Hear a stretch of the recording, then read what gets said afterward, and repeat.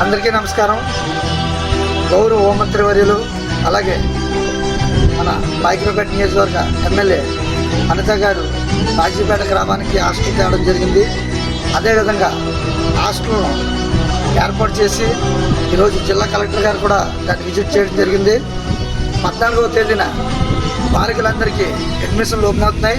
అలాగా ముఖ్యంగా మత్స్యకారులు, వలసల్లో ఉన్నటువంటి మత్స్యకారుల పిల్లలందరూ కూడా ఎవరైతే ఆడపిల్లలు ఉన్నారో వాళ్ళందరినీ కూడా 5వ తరగతి నుంచి 8వ తరగతి వరకు అడ్మిషన్లు ఓపెన్ చేయడం జరుగుతుంది. ఎల్లుండి నుంచి ప్రతి ఒక్కరు ఈ అవకాశాన్ని వినియోగించుకోవాలని కోరుతున్నాం.